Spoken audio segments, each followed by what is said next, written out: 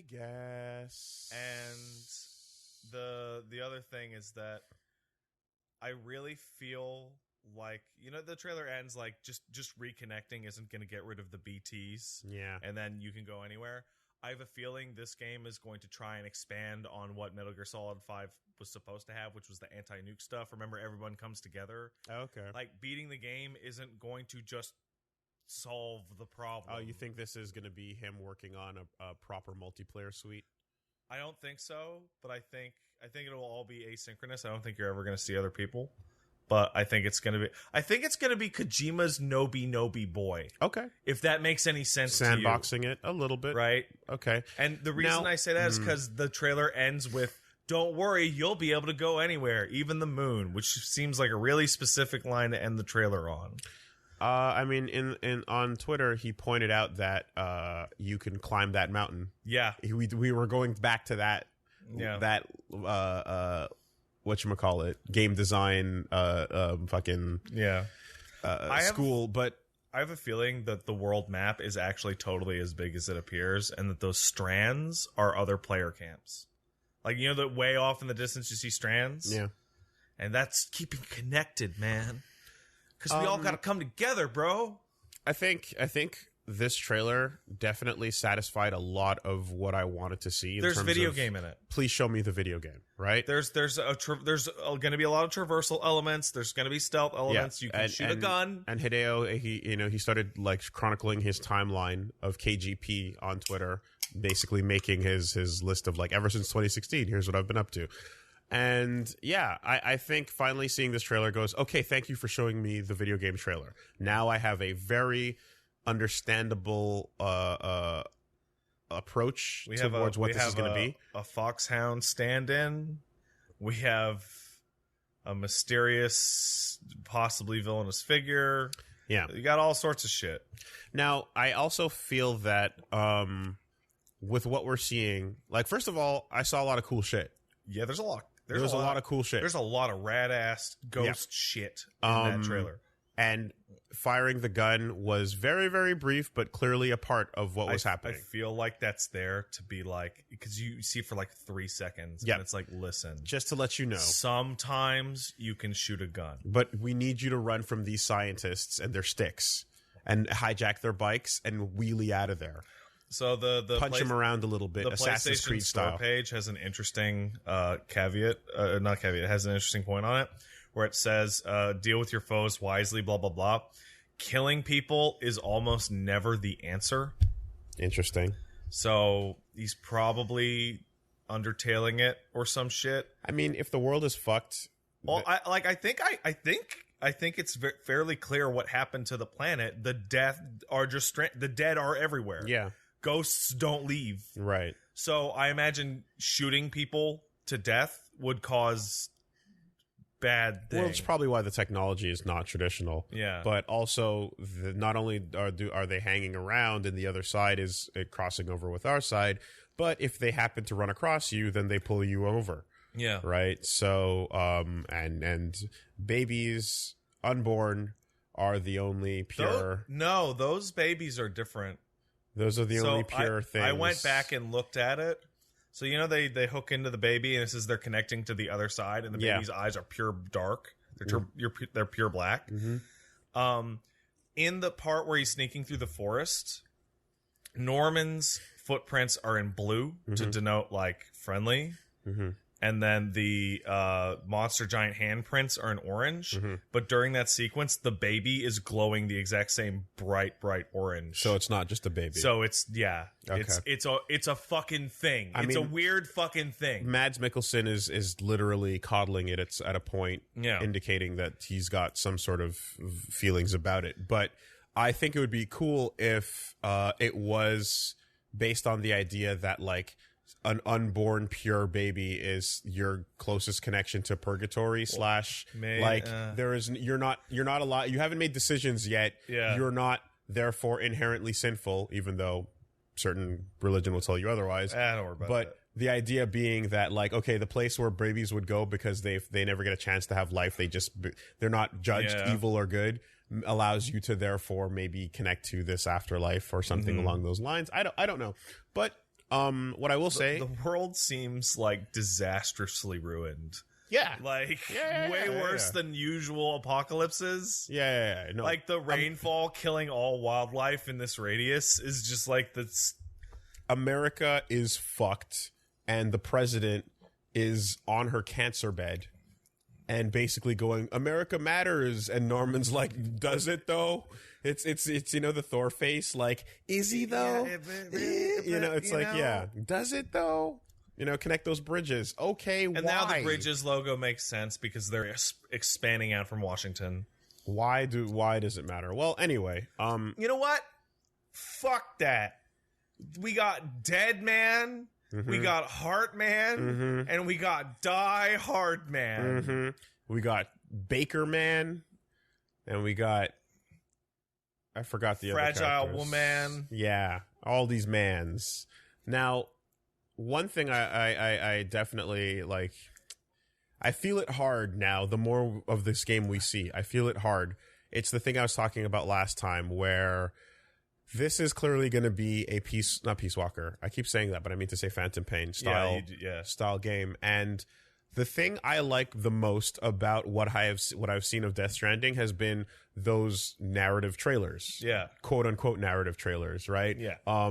Mads and his soldiers doing weird shit. Yeah, just being weird. Right. Guillermo running around, and a soldier who gets taken in by the unknown and explodes into time. And decides that killing himself is a better solution than dealing with whatever is about to happen to him. Yeah. That's the kind of like brain candy that makes you go, oh my God, I want to know more about this world, right? Yeah. To get that type of the content delivered to you, it should probably be in a hallway. Yeah. Everything about this footage is the least hallway ever. Okay, so there is a solution to that. And the solution is that the hallway can be really, really, really wide. Really wide hallway. And what if you don't get to point B, though? I imagine the way that this is going to work is it's going to be get to point A,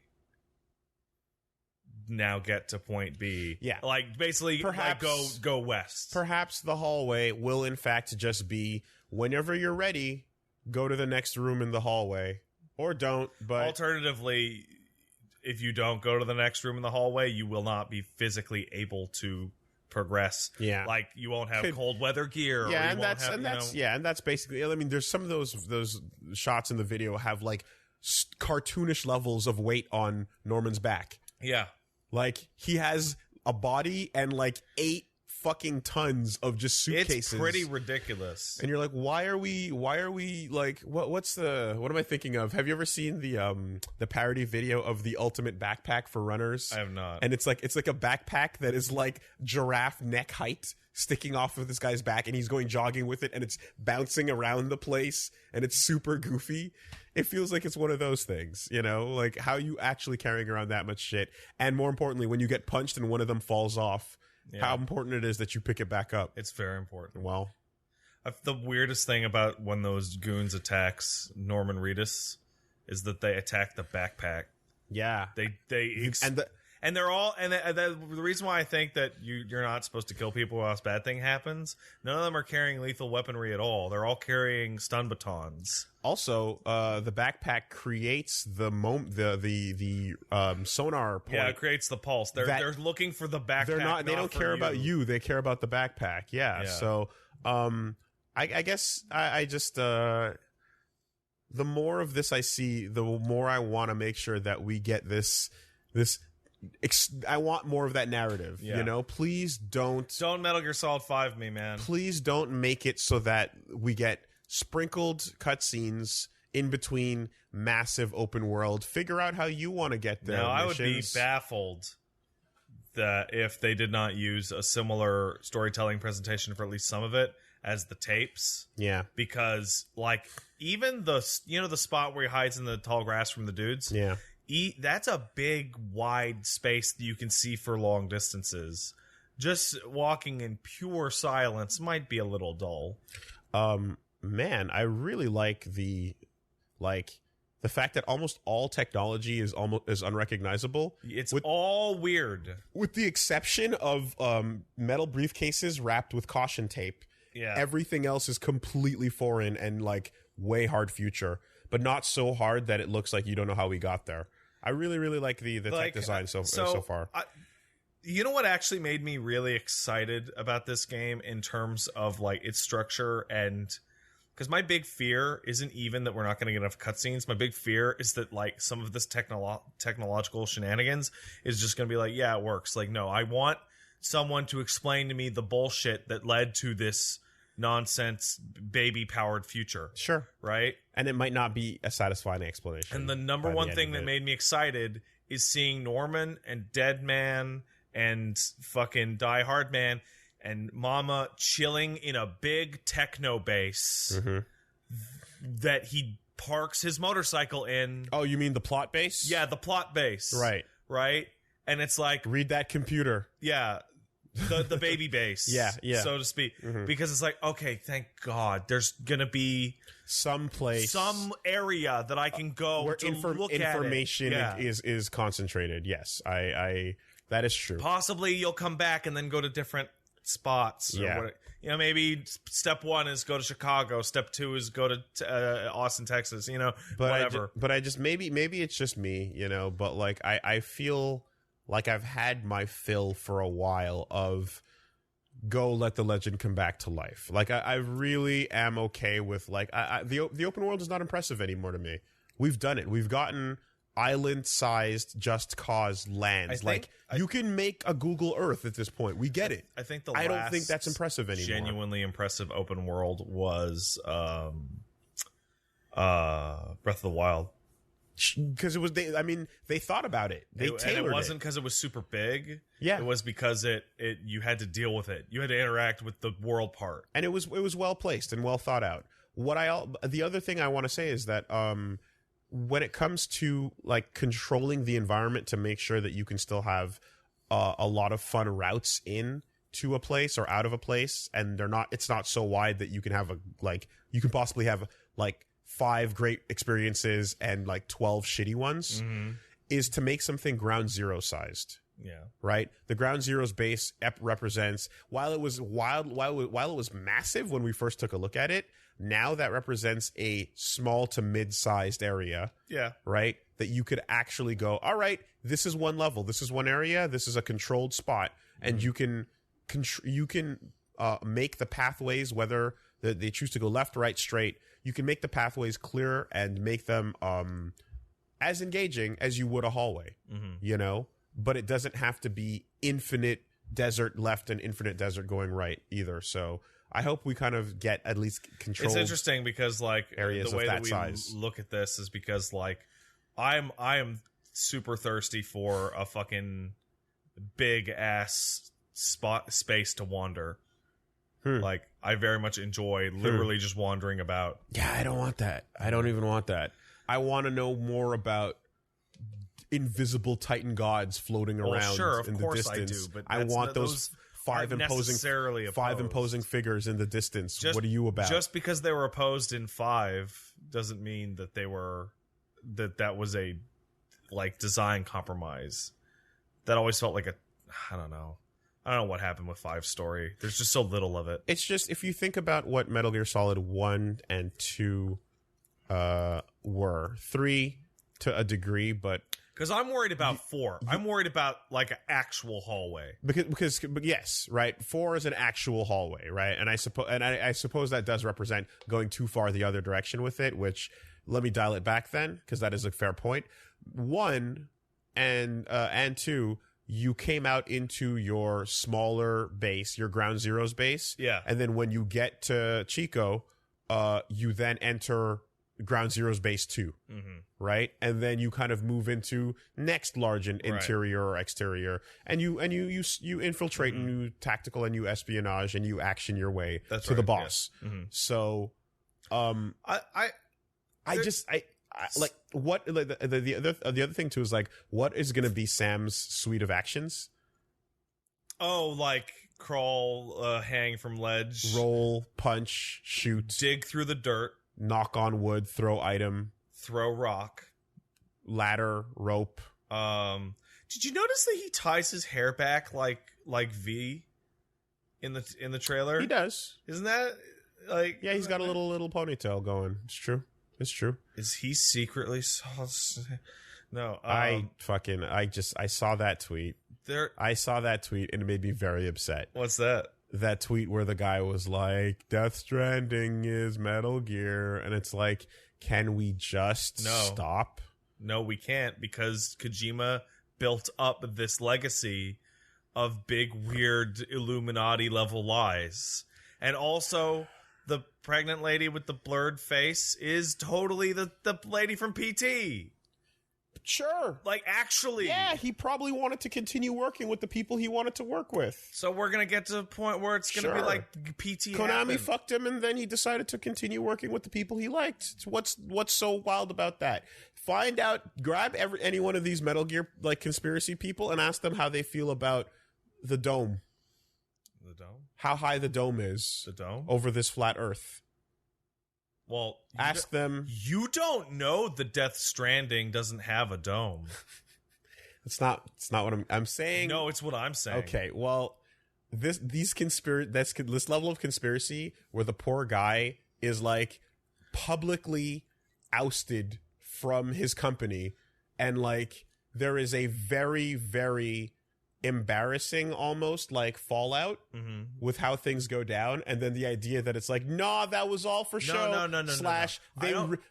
They fixed it in the background, and now he's back working for Konami. That's not what anyone thinks, Wooly. That's not the path anyone is on. So what is hashtag Metal Gear? What is hashtag Death Stranding is Metal Gear? What people believe, or at least reasonable people believe, is that there is going to be vague enough but legally distinct ties in a couple directions to go look to say that this is where PT could have gone.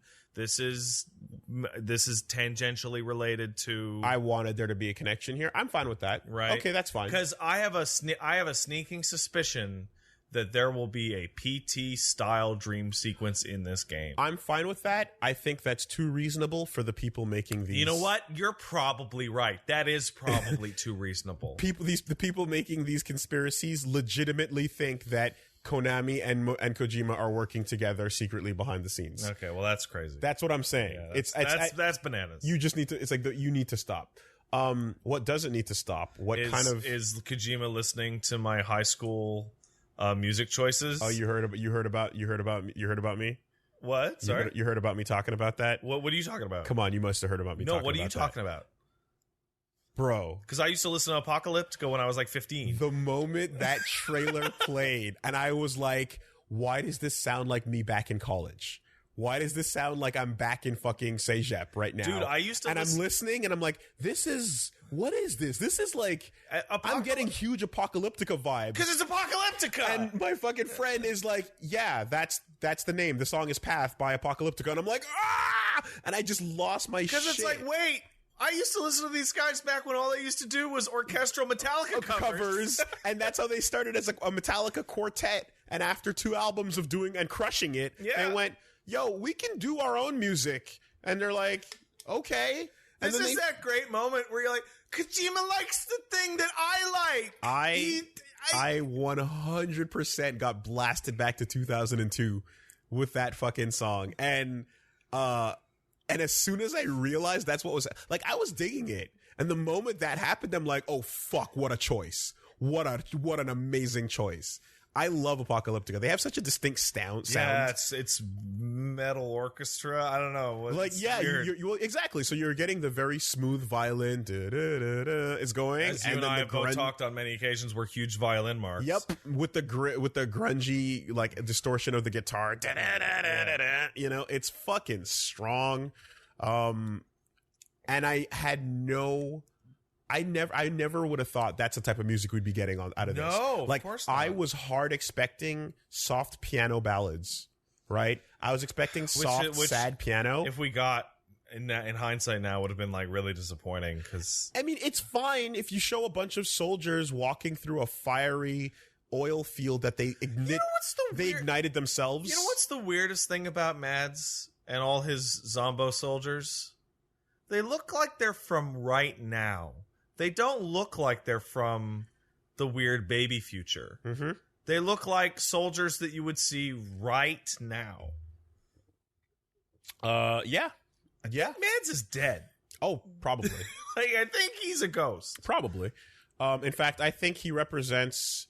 I wouldn't be surprised if Mads was maybe the first of the stranded dead that is, like, conscious and aware and interacting and not just in a state of... Do you think we'll be playing as Mads? No. Okay. But I think Mads will pursue the fuck out of you on the open world. Cool. Yeah.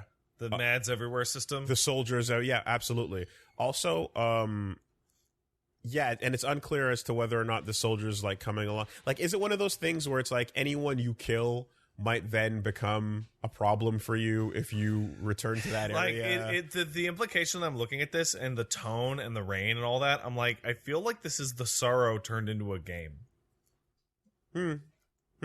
Yeah, I could see that. The again, going back to that, the most what the fuck trailer of all of the what the fuck trailers. Yeah, as the guy stabbing himself. The guy stabbing himself as he floats up into the air. And then he explodes, and then later on in 2 trailers, that situation is described as a void out. And the invisible god looking down upon them. It implies that death causes you to violently explode like a nuke or some shit. Like, it's all sorts of weird shit. I will say there's one part about this trailer that kind of there's an aspect about this trailer that kind of like took something away, and it is when I was watching that original trailer and the footsteps and like the panic of like what the fuck are these things coming after us, right? It was so terrifying. Right? It was massively terrifying because you're like, you can't see it, you can't detect it. This baby and this flapping little is your best and now your that only you see shot. that there's a pulse that you can see them. And not only is there a pulse that you can see them, but it kind of looks like a bunch of undead guck sort of sticks in, and your feet get stuck, and then they start yanking you down. Mm-hmm. And I'm like, that's not the threat I want that to be. Did you see the Japanese version of the trailer with the extra footage? I saw the extra footage of a shark with infinite tentacle hands. I did see that.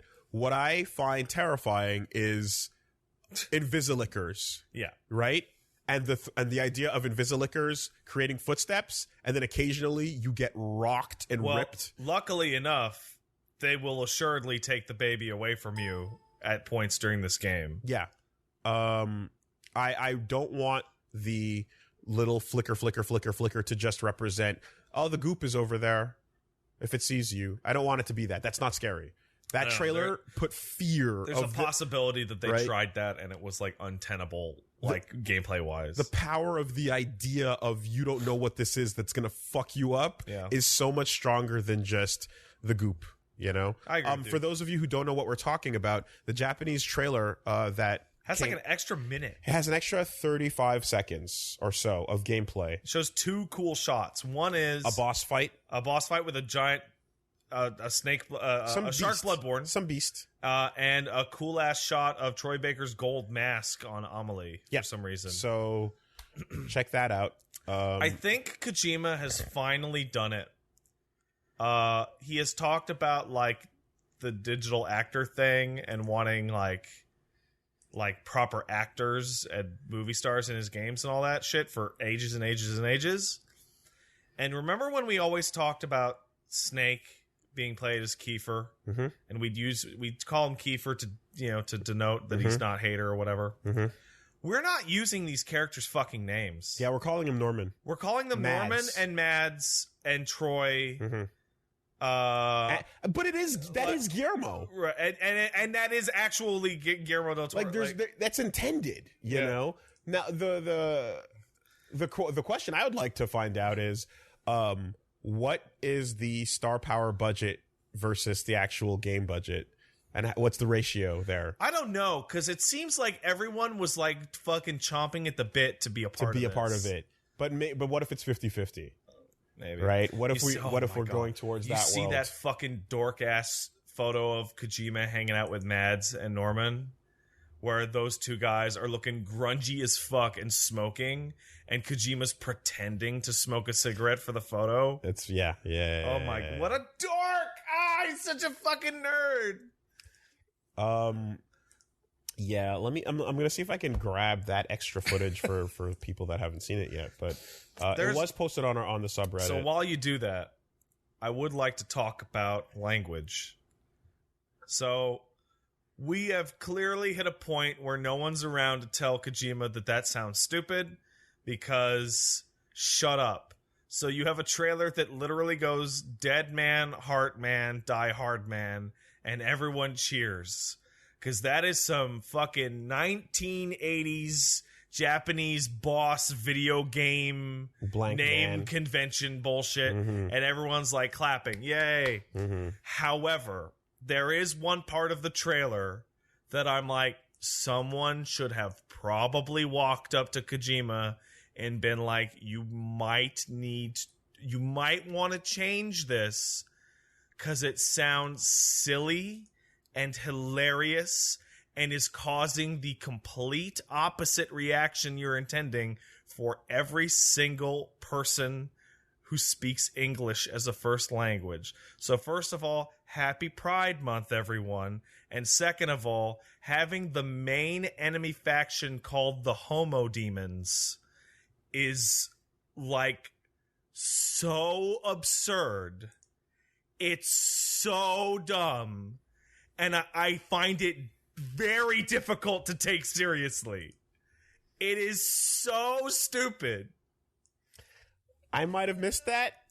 When they asked what the terrorist group is called. Hold on a second. I might have not paid enough attention there. Sam is Norman Reedus. Cliff is Mads Mikkelsen. It's the part where they have Fragile. Fragile is Lea Seydoux. Yeah, no, it's not in this bit. It's in the bit where they're talking about the terrorists that engineer void outs. Die Hard right Man. When Troy Baker shoots the lightning bolt into the sky. Okay, they just talk about it. Amelie. Yeah. And then the fucking closed captioning correctly labels it as the Homo Demons. And it's like, no one walked up to him and was like, dude, not a single Yeah, you'd have to at least start the word sapien a little bit to throw it off the scent. You'd have to go like that's obviously what it's supposed to be, yes, right? Yeah. Or you'd have to go Demo sapiens. It's supposed to be the Latin equivalent of, instead of Homo sapien, Demo sapiens. But you'd have to, yeah. It is literally just a character saying they're called the Homo Demons, and it's just like, yep. I can't. Yep. I can't. I can't. It's not too late. I can't. It is so too late. It has never been too late. All the dialogue is done. It's not too late for you to get used to it. Oh my god. Because it's happening. Get it out of your system now, says Reggie. Get used to the we. Say it. Get all your jokes out. I feel like... because you're going to be seeing the we everywhere. I feel like Kojima is like my classmate in 9th grade. Holding up a fucking... homogenized carton of milk going homo milk. So in Third Birthday, later in one of the later sessions, me and Min get into it at a point because we have a discussion about language in fiction. Yeah. And in particular pseudoscience jargon, right? Yeah. And like part of the reason I could tell this game is so shit and like the way it's being written is terrible and it's just also like through the lens of someone very, very, very Japanese. Yeah. Going into the science part of it is that the monsters in Parasite Eve, rather in Third Birthday, are labeled the Twisted. Oh. That's the name of them, right? And there's no further explanation so far as to what or why that's what they're called, except for they're the Twisted, right? And I'm trying to explain to... There's a red flag right there. It is, right? And I'm trying to explain to him because I'm like, so Min, you see that sucks, right? And he's like, I don't get why that's a problem. I thought it was a pretty cool name, right? And I'm like, okay, but here's the thing, right? That you would maybe call them the Twisted if you lived in a world where you had no information. Yeah. For example, in The Walking Dead, they don't know what they're dealing with. They call them walkers. Why do they do that? Right? They walk around.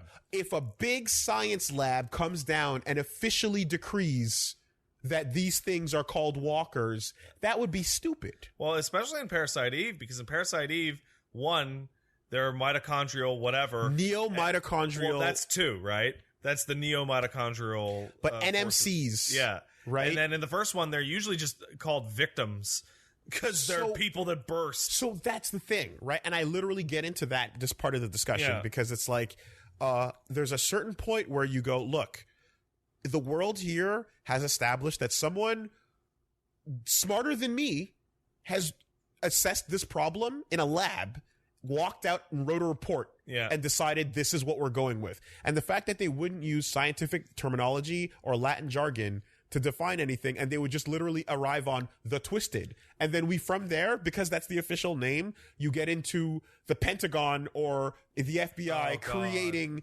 like things like the CTI, which is the Counter Twisted Investigation Team. And like literally like official terminology working with the word twisted, which is really just some dumb high school kid's edgy name for their monsters. So it's funny that you mentioned that because you go back to Death Stranding and they have a name for those things and it's beached things. BTs. Yeah. And they abbreviate it to BTs and just abbreviating it alone makes it sound better. Even slightly. And beached things makes me think that that's the first name that got said on the news. And nobody knows what the fuck it is. And they are 0% understood. Yes. So that's what we're going with. And that's as long as you can establish like that it's like what naming convention are we going with? Is it the farmer hick that stumbled upon the thing and went, or is it what the science lab man came down with and wrote up in the report, right? And they might even have separate names for each other. They're like, yeah, those big old science people call it the da-da-da-da-da-da-da. But I call it that thing I shoot. And that's it, you know? And as long as you can work that out, that makes sense. But when you're trying to tell me that they're both the same... Parasite Eve has it really bad because it already establishes that it's a world that uses... the threats are scientific. Yes. That the threats are biological. And that's exactly it. So I'm like, based on the fact that we're coming off of 2 games where they already went into science and used it properly. Where like you look at Death Stranding and you're like, you know what? A beached thing as a name for this creature is fine because that's a magic ghost from hell. Right? Like I can easily believe that nobody knows what that is. And at some point they might get more a couple years down the line when they maybe can figure out what the fuck's happening. But right now we're in this confusion zone of who the fuck knows. So I want a couple things from this game, and there's one thing that I want that I might not get, but I don't care. And the game's story has already established a way to do this. I want this post-apocalyptic destruction of the United States to have been recent, like a couple months. Oh, it just happened? Like it is like a year tops. I'm gonna go with the idea that like the crazy levels of elevator and glowing blue tech that we have on everything and the bikes and I think that implies a little bit longer than that. No. I don't mean that the story takes place 1 year from now. No, whenever the disaster happens. I mean that they had all their fancy bullshit. Yeah, and then yeah. And then a year passed. And the reason I say that is because you've established that rainfall accelerates time by a factor of like 1 million. Mm-hmm. So you can change the whole landscape of the United States as much as you fucking want. Right? You can disappear mountains. You can raise lake beds that shouldn't be there because you just say, oh, it rained there a lot. And now the time has changed. How many building structures were in this trailer? Like almost none. There's 2 areas of surrounded metal and like abandoned factory looking sort of zones. Everything else is just completely the only covered. Locations in this trailer that show any sign of like usable livingness are the Oval Office, which okay, sure, yeah, I can assume that whatever they would do to protect the physical like structure of the White House would be whatever, and an underground area. Yeah, maybe the idea of that whole recent tragedy thing and the tech of that world are connected to the point where we advanced our tech so far that we scraped up against the demons. Sure, the Event Horizon. And then now the hell is here. I just realized there's a third standing structure in the trailer, It's a little batch of tents that the goons come out of in their truck, and I just love the idea that okay, if it rains and the water hits you, time will advance. What, 1,000, 10,000 times faster whatever than normal? The fuck crazy. So everyone is wrapped head to toe in fucking plastic. Because thank you, plastic. You've totally saved us. Don't get wet. Biodegrade my ass. Don't get wet. Yeah. Like, the only standing structures that could last for any length of time would be plastic structures. President Cancer is really, really... That's something. Yeah, it's exactly the same as BSG. Oh, is it? She even looks the same. Oh, well, that's the first time I'm encountering that. In fact, I have a sneaking suspicion it's the same actress. Oh, okay. She looks very similar. That's brand new to me. Yeah, man. So it's a bit on the nose as a metaphor. America's dying. Yeah. Like literally. Of course. And Norman's attitude towards her being like, is kind of almost another like furthering of that idea. Yeah, Norman's like, I just want to go back to Alaska and mush my sled dogs. There you go. So there's that shot of the fucking soldiers coming out of the water, and then it's not water, it's fucking tar or gas or lighting it up, and that's a Metal Gear. It's a super shot. Metal Gear moment, absolutely. Yeah. And you can tell this trailer was directed by Kojima because the moment the credits pop up and then you hear another voice start talking, that's his signature in every single trailer. Every single trailer. Yeah, someone is going to come up at the end of the trailer and say some weird shit, and you're going to be like, huh? I've recently, this is unrelated, but I've recently, I saw somewhere, there was a Reddit post about how it's like, sorry to ruin like half of fiction for you, but lit cigarettes don't ignite gas. No, they don't. And like this dude pours a bunch of gas. The liquid puts it out instantly. Yeah, he pours it all on a table and then like lights it up with a normal lighter and then puts a lit cigarette into it and it does nothing. And you go, it fizzles out. Fuck me. The liquid part extinguishes the sparks instantly before that it can catch flame. The flick cigarette, for dramatic purposes, is dead. Yeah, but he gets around this.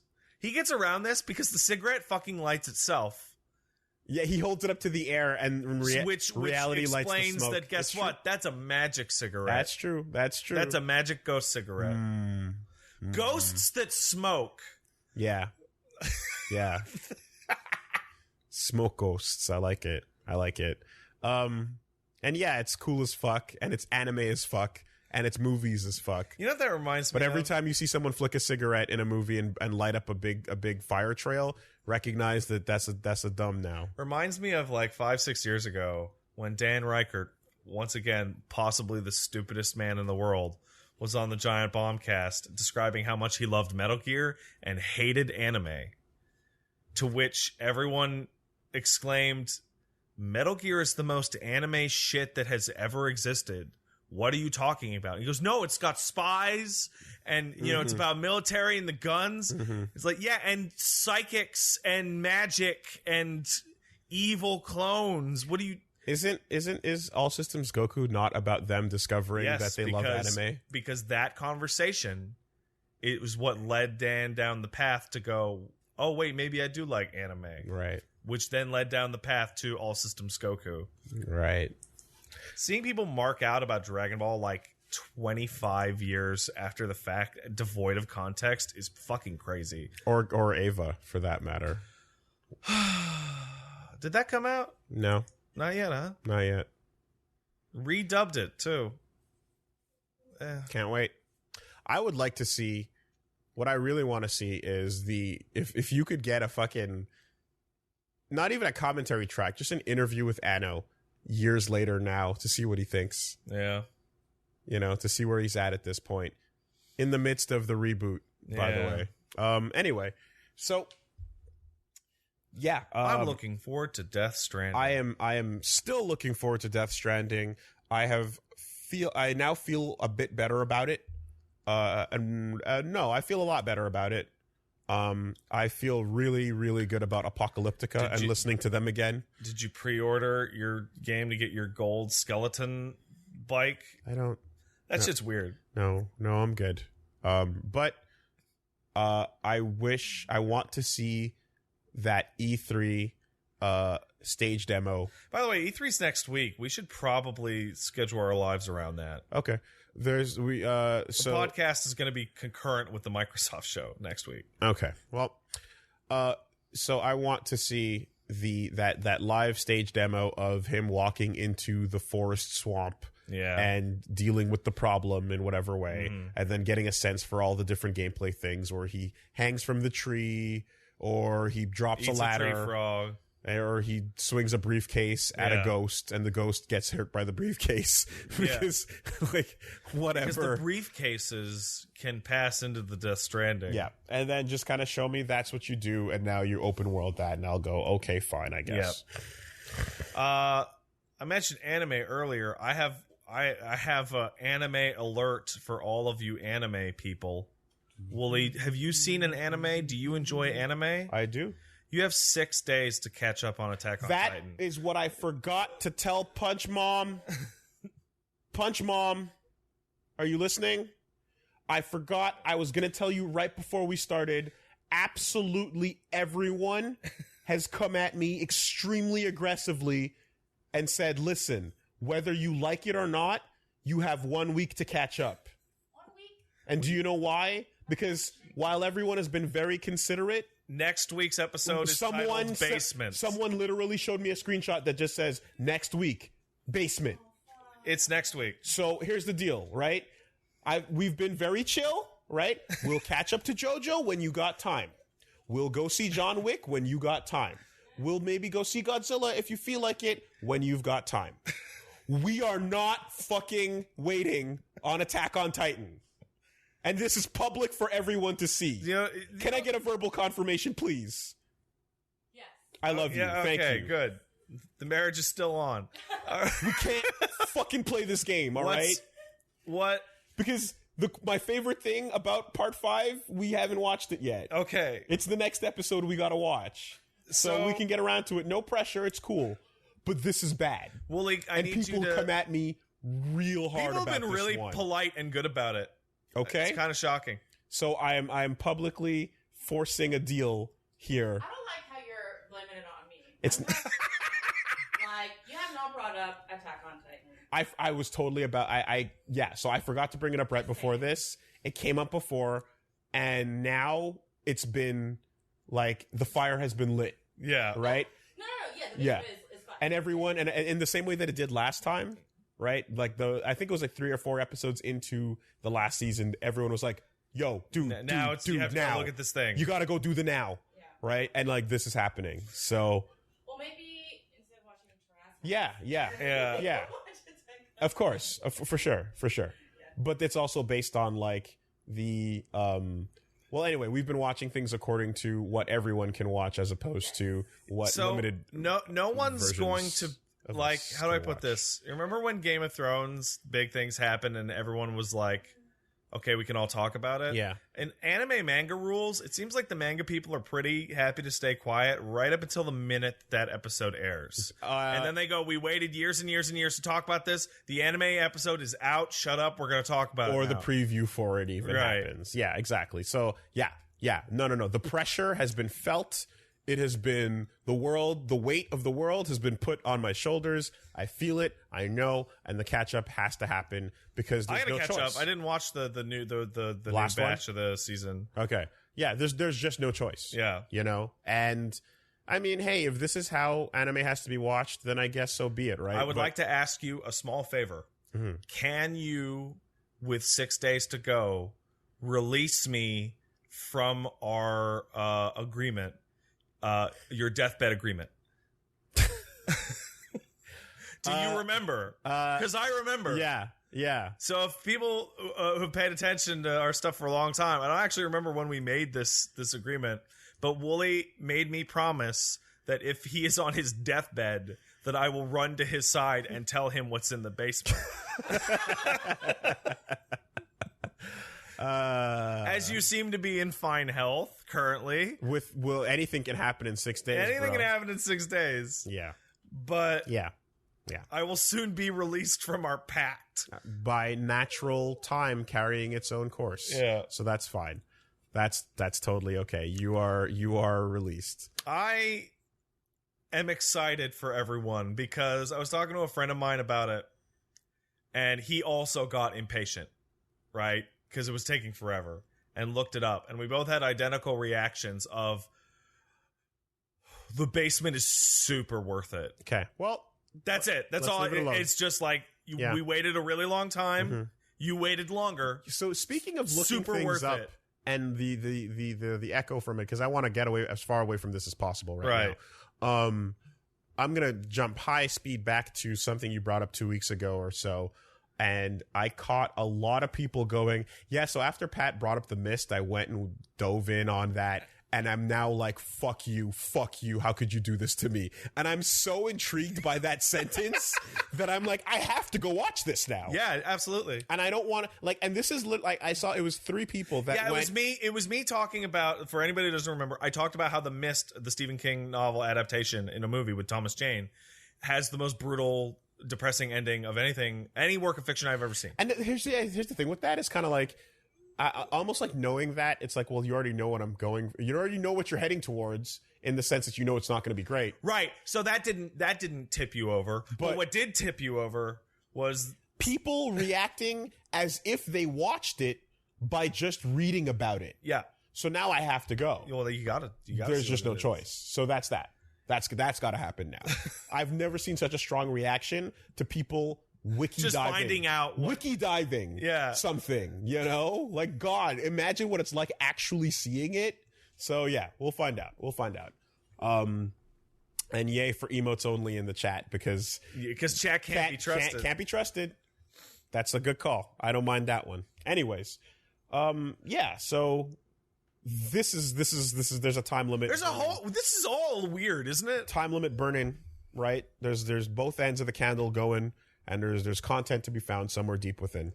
But weeks. Hey, speaking of John Wick, I can help you and Punch Mom out. John Wick is not a must-see in theaters right now. It's a really fun... I saw it last night. My pal Dan, a.k.a. Fuggins. It's a really fun murder movie where many, many murders occur. Mm-hmm. There's a lot. Is there murder innovation? Yes, there is. That's what we're actually looking for. There's a higher ninja component this time. Okay. There's more globe trotting. Mm-hmm. Now, I'm inclined to think one might be like, but Pat, there are only so many ways that a bullet can enter a body. That's true. That is true. However, there are different types of bodies that you can shoot at that have different armaments, let's just say. Okay. It is very fun to see what celebrity will show up as that old assassin pal. They spend most of the plot diving into the weird universe that movie exists in. Apparently assassination is highly lucrative because everybody does everybody. Yeah. And the foil villain, like the assassin that is going to spend, like Common in the second movie, that's going to spend most of the time chasing after John, leads the raid, the entire cast of Raid 1 and 2 as the murder crew, with the 2 biggest murder crew mans being Mad Dog and the final fight from 2. So the raid just walks into the cast of John Wick. Yeah, that's correct. Okay. And they're just around. I have no problem with that. They're just hanging out. That's great. No problem. And the big murder foil man, evil assassin, is a trope that I want to see more of, which is he's a John Wick fanboy. Fantastic. And he's trying to stab him, and he's marking out over, oh, that's a good one, John. Like a kind of a Happy Bennett from Commando. Sure. This movie is the most pointless movie I have ever seen. Ever. Literally nothing happened. To the point where you could finish watching the second movie and start watching the fourth movie, and aside from a slight continuity error, you could just pretend. You could just pretend. They're planning to run this shit into the ground. Okay. There was like zero development of John's character or what's going on. And Keanu has no problems with it whatsoever. Yeah, they are going to have Keanu continue to shoot every motherfucker on the planet. Action movie action man is really what we're watching now. Yeah. However, when you watch the action parts, which is like, I want to say like 45% to 50, like exactly half of the movie is action scene. Yeah. Like it's a lot of guns. And now apparently that's the problem that critics are having with Godzilla. Yes. Which is a stupid problem. Seems like a dumb problem to have when your monster fight movie has a lot of monster fighting. Yeah. I haven't seen Godzilla, but I think the big one that everyone latched onto is you can't just have these monsters fight like it's a wrestling match. And everyone's like, that's what I'm paying my money to go see. Yeah, duh. I want to see. Really? I want to see a ring come out. What are you talking about? Like, can we not go over the history of every other movie where the major complaint was, enough with the humans already? Every Transformers movie? Every single one. We're like, can we stop giving a fuck about these humans and start getting more monsters in there? I didn't come to see the robot movie to see the humans. Well, maybe that one human. She's pretty cute. But mainly the robots. Stop. Just enough. We're here for let them fight. I'm not here for the buffs. Let them fight. Yeah. And take any emotional, like, development and put it on another smaller monster. And maybe let that monster be the human component. And hey, do you need people to talk eventually? Because, there has to be fucking dialogue in your movie. Have Ken Watanabe and the guy who plays Tywin Lannister just be old. Charles Dance. And just say things with a lot of gravitas. Yep. And then the monster fight, and they're like, oh, this is a big fight. Mm-hmm. That's, Mm-hmm. Again, haven't seen the movie, but nope. I hear good things, but I hear bad things, but I hear good things. Yep. So soon, gonna go check out what's up with that. Let's see. Aside from John Wick, I do anything special? Not really. I guess I'll just sub when my weeks are boring. I'll just sub in for the fucking FF14 report, which is that game is exploding right now in a good or bad way. The Aether data center is full. You can't make a new character on it because it's fucking full.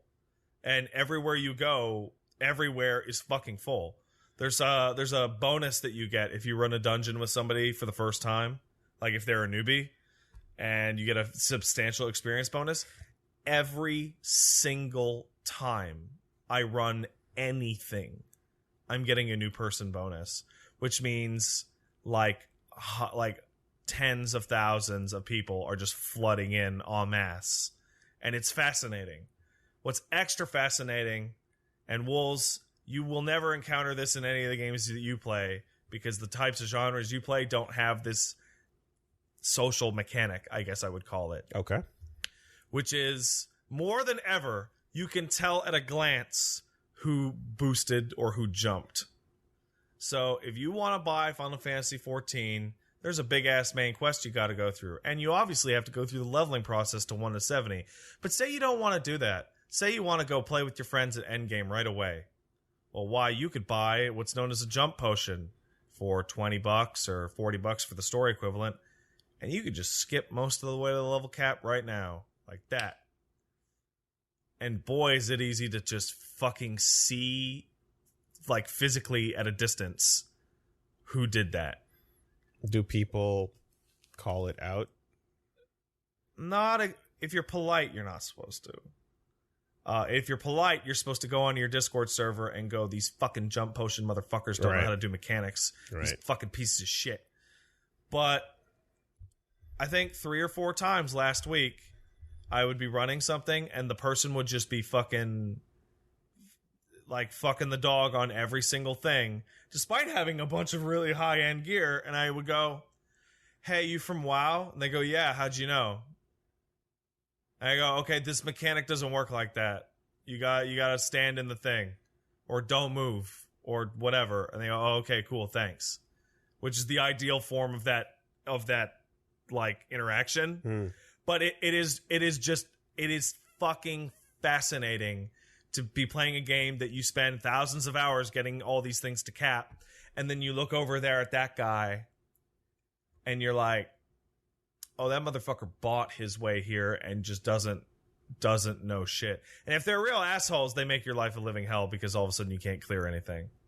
It's like the people. You know what? Actually, you do have experience with this with people who boost and smurf their accounts. Okay, yeah. My brother, who's actually really good at fighting games, Right. he got my account up here, and now I'm just gonna rage quit all day, every time, and it's fucking fat. All these little weird social construct. Oh, it's fascinating. But yeah, no, that game is popping like I've never seen it, and I mean like I've never seen it. So if you were to be able to do that in a God, fully the fucking one trick pony has one thing. If you were going to do that in a fighting game, I really just bore myself.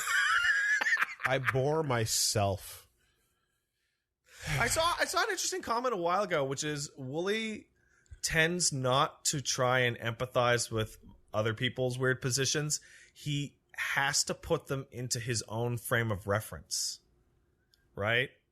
So instead of you going, what would it be like if I played the MMO? You go, but what if everything that we're talking about is actually a fighting game? That's true. And, I mean, it should be obvious why I do that. Because you like fighting games? No, because... You have little experience in the thing that I'm talking about. And the thing that you're talking about is active poison to me. Yes, it is. It is bad So poison. I can't envision liking it or having fun with it because my only questions in that train of thought would be, but why is that fun? Yeah. So instead... That's a tough place to start from. Exactly. That's a tough fucking place to start from. So instead, the conversation should become, okay, let me translate it into fun. Yeah, first we have to go to a fun thing. Converter, right?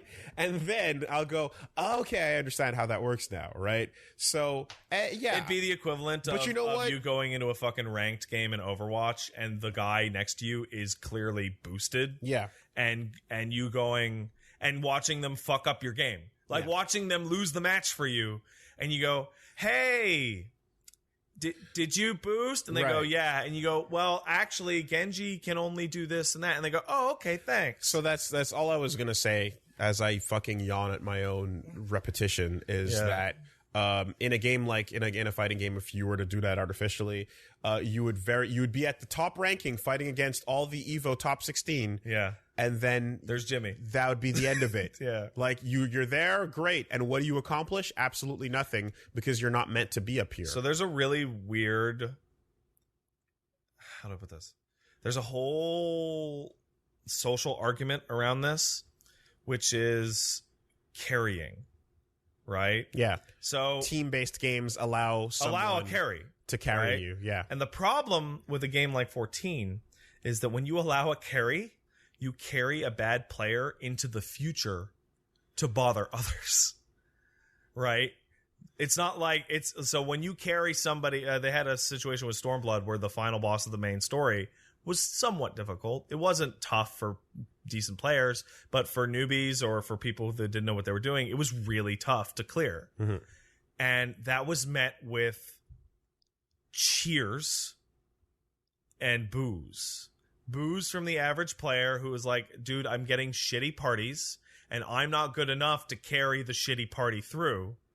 And cheers from assholes like myself going, good, keeping the bads out of the end game so I don't have to deal with them, right? And the jump potion makes that really, really like lasered on where it's like, people freak out like, I don't want people who don't know how to play the game at the end of the game with me. Yeah. And vice versa, people going, listen, I don't care about this story. I don't care about this world. I play MMOs to raid with my friends, right? So fuck you, I'm gonna jump for it. And if an MMO doesn't do this, they have a hard time getting new players because it takes longer and longer to get to the shit that people are actually doing, right? It's complicated because you see a lot of people, they get jumped up and God, they're the worst motherfuckers in the world. But on the other hand, I'd say about half the people that I see get jumped up are people that are like hardcore into endgame stuff at MMOs. So they just pick it up and learn real quick. It's just you don't notice those people because they do fine. It's this problem of like, if you do well, no one notices because everything just goes off without a hitch. If you do badly, everyone sees, right? So it creates this inflated perspective of what is causing these problems. It's super interesting to me. If there was not enough, though, if people were constantly doing this and then encountering players going, it's really annoying that you don't know what you're doing, but you're up here. Yeah. Wouldn't that discourage people from doing it and eventually kind of create a social faux pas where people would kind of be like, it's not really worth it? So, or is the number going up part of the good feeling where you just go, I'm going to do it anyway? Create a social faux pas where people is correct. Like, it's not really worth it. But there's a problem. The problem is that the Final Fantasy XIV community does not exist in isolation. The active player count is somewhere between 250 to 350,000 people, right? WoW's player count, despite all of its shit, is still probably hovering around 6 or 7 million. So the WoW culture does affect that. And WoW, how do I put this? WoW has taught people that the only thing that matters in your MMO is the absolute last shit at the game. The leveling process doesn't matter. And in fact, I saw somebody talking the other day, hey, when I buy 14, do I get a free boost to level cap? Because WoW does that when the new expansions come out. Right. Because why would you play 1 to 100? Because everything that matters is 100. And with games like 14, that's a good way to completely ruin that game for yourself. Because they actually kind of spread all the good bits out. And if you jump all the way to the end, you're going to find there's actually relatively little for you there. Also, I imagine there's like learning that has to occur. Also the way that like fights work in 14 are much more complex than they would be in WoW, where in WoW your rotation is spam this button until this button becomes activated, and 14 is like I'll show you a video once about what a rotation is. I'm not going to say it's fighting gamey, but it's more complex than you would expect. Okay. So it's a really good way to completely ruin the game for yourself. So let me give you so people out there who are interested in getting in, really seriously consider maybe not getting a jump. So here's a good reason, right? The big expansion that everyone's getting really excited about is called Shadowbringers, right? The whole idea is that they established really early on in this game's life that there are parallel universes. Shut up, there's 14, haha, because whatever, right? So you can go to 14 different planets, essentially, right? One of them is completely eaten up by darkness, and it's literally a void, it's the abyss, it's gone, right? That's the shitty one. Turns out the opposite end of that is light. It's too much light. So it's basically being eaten to death by SMT-style angels.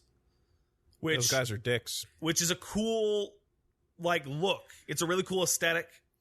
And the thing is that going to the first shard, which is the location we're going to, was set up 3 years ago in one of the patch quest lines added during Heavensward, the expansion before last one. So this has been an ongoing problem that people have been hearing about for years and dealing with certain aspects of tangentially for years. And if you skip all of that, you get to the point where we're going to the first. You go, what's the first? Do you even care? Is the idea of that location even cool anymore without knowing how it got that way? Right. Whereas in WoW, it's like the orcs are bad and we're going to go get them and we're going to go to the ocean place now. And the orcs got there too. And context. Sure, if there was an RPG where you could... Oh, well, there was an RPG where you could buy levels. A lot of the shitty Bandai Namco ones, actually. Back on the 360, I want to say Eternal Sonata. Yeah, you could. Right? So there definitely were folks that just sat there and went, all right, level up, level up, level up, level up, level up. Here's my next spell. Level up, level up, level up. You played Final Fantasy X. Yeah. Did you ever play the international version? No. So the international version has the Dark Aeons, right? It's a bunch of super bosses. It's like 15, 20 super bosses that you do the end game. You fill out the whole sphere grid. You min-max your characters. This is the equivalent of paying $20 extra for your copy of FF10. Yeah. to literally skip to that post main game completion. It's like, I can't possibly recommend that to anybody. Like, it sucks. And other people will look down on you. Even if you're a good player, there are people who spent years... Oh, the LP was the international version. Okay, I didn't know. Oh, wow, okay. Like, people who spend years of their life interacting with a story and interacting with a place and interacting and grinding up their characters are pretty much all just going to have this tiny little thing in the back of their head where they look down on people who just skipped all that. Personally, I don't get it. I don't understand why you would pay a monthly fee and then an extra charge to skip the game. It's baffling to me. But I do understand that other people don't give a shit about any of this shit that I care about, right? I have to chalk it up to the invisible thing that's over there that I don't understand, but I accept its existence, which is number go up, feel good. No, that's not it at all. It's I want to. There is a subsection of MMO fans that literally just hop around to every MMO to complete all the hardest shit. Okay. Because they like MMO style group dynamic combat stuff. Is there like a I feel like there should be a snazzy anime name for those people. I don't know. We call them beaters. Well, right now they're because called, they beat the MMOs. Right now they're called WoW refugees. Okay. And there's a guy out there, forget his name, but there is the Final Fantasy 14 guide for WoW refugees, and it is a tutorial on how to play 14 if you are coming from WoW. It's weird. Every social aspect of an MMO is fascinating because all these little rules and cliques and social expectations arise. It's totally fascinating to me. But yeah, the game's popping, and it's fucking filled with shitty WoW players. But I guess that's good for the game overall. A population is a population. Usually the solution to this is you make hey, do you want to get into the last part of the story? You know what you do? You make a really, really difficult combat encounter that you can only do by yourself. Because then no one can carry you up. You have to actually learn how to do it. At which point, though, you can still just go look up what you need to. Yeah, but the fact that you even tried at all and are capable, it is difficult for me to explain how wide the skill gap can be in a team game like this. How lazy people can be. Wooly, why would you pay $30 to be placed in top 8, but you played no matches to get there? Exactly. Could you imagine?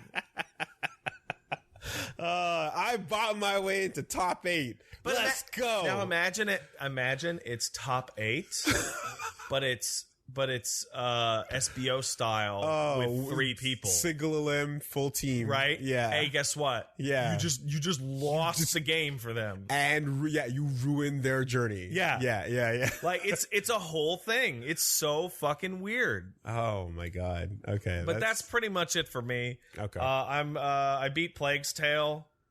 Fucking amazing. Play it. It's amazing. Okay. It takes some. Hey, now it's about the rats and the plague in the France. Mm-hmm. I'm gonna say it takes some historical liberties with the nature of rats in that game. Okay. So be aware that it may not be 100% historically accurate. But that game is stellar. And it has and it ends really well. It has a really fantastic ending. And then, like, a couple days after the game came out, they just came out and was like, yeah, we're totally doing a sequel right away. Okay. I don't know if it's what you're implying, but I like the idea of an otherwise indistinguishable from real life world setting that very suddenly and abruptly at the last second is like, wait, what? So I'll use a I think I forget who it was. It might have been Skill Up or G-Man's review, but they described elements of the game's tone as reminiscent of Aliens. Okay. Okay. And I feel that's highly accurate. I was having a conversation last night about Shenmue and how I dropped the fuck off of it. Yeah. And how I played all of 1 and I played almost all of 2 and I got to disc 4 and I just bored. I fell asleep. I just couldn't do it. Yeah. Couldn't fucking do it. I couldn't drag myself through China to meet the girl that's on the box of all of those games who I've never met up to this point. Really? I couldn't fucking do it. And I was told that apparently what I missed out on was the moment that Ryo pulls out a fucking lightsaber glowing ass sword. And I was like, what? Apparently. Why? Apparently, I missed out on the moment that the blade of legend is revealed, and it blew my fucking mind because I'm like, I went through like fucking hours upon hours. And do you speak the language of Chinese? Of hard reality, facing the fact that I don't want to go to work today, but I gotta lift trailers, otherwise I'm not gonna make that 80 yen. And now I gotta fucking come face to face with the fact that a lightsaber was waiting at the end of this journey. So I don't know, man. Oh, also, I should mention, I've been playing Yakuza 6 for a long time now. That game is the zaniest of them all. It is the least believable, most ridiculous. Does that make it the most Yakuza? Yes. Then it's done. Also, shockingly enough, minor spoilers for the gist of the plot. The game that, shockingly enough, the Triads are back, and so are the Koreans with the Jingwon, right? The plot will eventually devolve into, I shit you not, an actual goddamn race war. Okay. And it gets fucking heavy. Okay. Which I was not ready for. But then, stupid shit. Like, oh my god, that series is so fucking weird. It is so fucking weird. And you always have to remember, every second that you're playing it, this was made by a very Japanese team who are pals with the Yakuza. Mm-hmm. Mm-hmm. Mm-hmm. You have to remember that lens. Context. Yes. That the lead director of this game is friends with the Yakuza being depicted in this game. And however they feel about those other people. How those other people are being sneaky. Okay. And stealing our women. Signed off. Approved. Yes. Big Sega stamp on it. Like the end of Endgame, they had big dramatic credits where real life Yakuza bosses had a massive signature to say that they approve of the depiction. Oh, man. And last but not least, okay. I have good news for all of you Warframe / JoJo fans. Due to some incessant nagging by yours truly and many others, Space Mom has now fully bought the fuck in to JoJo's Bizarre Adventure and has been diving through episodes at a rate of like 20 a day. Who's Space Mom? Space Mom is Ms. Rebecca Ford of Digital Extremes. Cool. She's the voice and face of the Lotus, as well as the longtime super awesome community manager over at Digital Extremes for Warframe. Okay. She is Space Mom. Her and Steve are essentially the faces of Warframe. I like that naming convention. Yeah. And I have on good authority that, quote, I will get JoJo shit into Warframe if it's or die trying. So have fun, everybody, with that shit. TennoCon will probably be very stupid this year. Even if it's tangentially, I'd like to say that if the legacy of the podcast's influence on that game ends up being getting stands in the Warframe frame fighter and then stands, yeah, that's not so bad. That's all right. Okay, well, there's something about like Space Mom from the future walking around the office yelling Joseph Joestar at people apropos of shit all that is hilarious. And I feel very proud to have paved even a small part of that fucking future. If you tell me that there's a frame that can control a minuscule amount of water in a mile-long radius and use it to fight. Well, here's the thing. I hope Rebecca isn't listening to this right now, but there is a stand that they so apparently nobody at Digital Extremes really knows about JoJo because this is unknown, but they created the world as a frame. There is a frame that has the world's entire power set. Okay. Down to being able to throw knives and stop them in a time bubble. That's not real. That is so real. You can go look it up, type in Limbo, the world. No, what I mean is it's not real that nobody knew what it was. That's a deadly premonition moment of what is David Lynch. I don't understand who that is. I don't know what to tell you. But does it It does not. Is there a road roller? Warframes don't talk. Is there a moment? Does there a gesture where it leans back and shakes? Yeah, I think. Okay, that's a lie. You've been lied to. Maybe no. This one has a top hat. You've been lied to. You've been lied to. Someone is. I'm just saying. Well, all right. I don't think Steve has seen it either. So interesting. I will transition off of your. I just got feared for a second because, we're like, we brought something positive to I'm like, what if this somehow ruins Warframe? Does that make it my fault? 100%. Stand on that right now. Oh, no. Declare it openly and in advance. Oh, no. This gamble might actually ruin the game. Oh, what if it... Oh, no. It's an online game. They can roll it back. Well, if you want to see me ruin more things, you can check me out at twitch.tv/AngrisPat. I got Eyepatch Wolf at the house tomorrow night, who is refusing to play Third Strike. I swear to God. It's got to be at MagFest. It's got to be a big event. He's a good man. He's a good man. He's a coward bitch is what he is. He's handsome. He's so handsome. You know what was very funny talking to him yesterday? He was scared by all the prostitutes. So he was telling me yesterday. So what he does when he touches down in this is going to be a lot funnier for Montrealers, but he touches down in a new city and he gets like tensed up after doing a flight. So what he does whenever he gets off a flight is he looks up local massage places to get a back rub to feel better.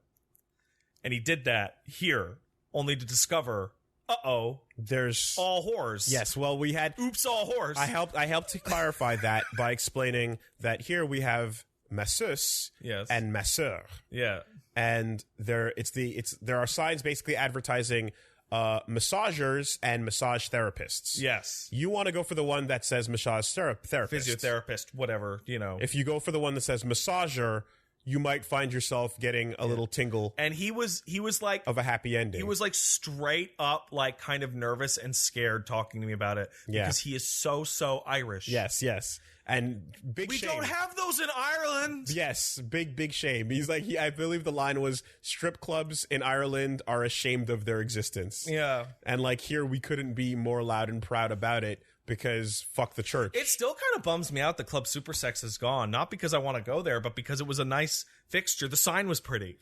Quebec is a really, really interesting dive into fuck the church as not a country, but as a world within another country that's also like church is fine. Yeah. But here in this part, fuck the church. Aggressively so. What is the church not like? Let's do it. Yeah. To the point where it's like... You want to not get married and have a bunch of kids? Fuck yeah. Screw you, father. To the point where it's almost like, what about human rights a little bit? Fuck the church. Yeah. They're aggressive with it. So, anyway, I'll take the baton and segue, not from your last two topics, but from the one before that, where in John Wick, speaking of fanboys of badass murderers that you are looking at as the protagonist, revisited Katana Zero. Yeah, that guy kills a lot of people. Sure does. And remember that guy, the other guy? Remember that fanboy? Yeah. Yeah. That guy's a jerk. Sounded very similar to what you kind of described earlier. A little bit. Playing that on stream got to experience how uncomfortable that game can make people. That game has a lot of uncomfortable scenes, and I remember watching them and kind of going, oh yeah, there's a lot of people that don't know how brutal this game gets. It was really interesting because I popped it in, and I had already beaten it, so I was like, yep, just going to do another run through, see how it goes. It's a fun game to play. There's a really great speedrun mode that lets you turn on and off all kinds of things so that you can, if you want to, go from gameplay to gameplay to gameplay uninterrupted. I think even better than that is that in the main game, characters will animate during cutscenes, and so when you load into the level, they'll be in slightly different positions. Speedrun mode's like, no, they're going to start at this spot, and this spot, and this spot, 100% of the time, every time. Consistent and set, yes. So going back through, but I didn't do speedrun mode because I asked the chat, I was like, how many of you guys have saw this shit, touched or seen this game already? To which going back through, an overwhelming majority were like, I've never seen this before. Yo, that game's cool. You should get it. It's and I really went, good. oh, fuck no. Not like this. So I'm like, all right, we're going to go in. I'm going to do some of the story, but I'm going to do this differently. Don't talk to him. I decided to do to make decisions I didn't make on my own, and in some cases that led to major scenes of plot being completely avoided and not seen. And it's like, guess what? Go purchase this video game. It's good. It's really good. If you want to see the conversation I skipped, go buy it. It's worth it. It's really good. Hey, let me ask you a question. In the first time through the game, did you talk to that guy? That guy that you're not supposed to talk to? Sure did. That was a pretty interesting fallout from that. Yeah, it was. It's almost as if I was supposed to talk to that guy because he had something that I should have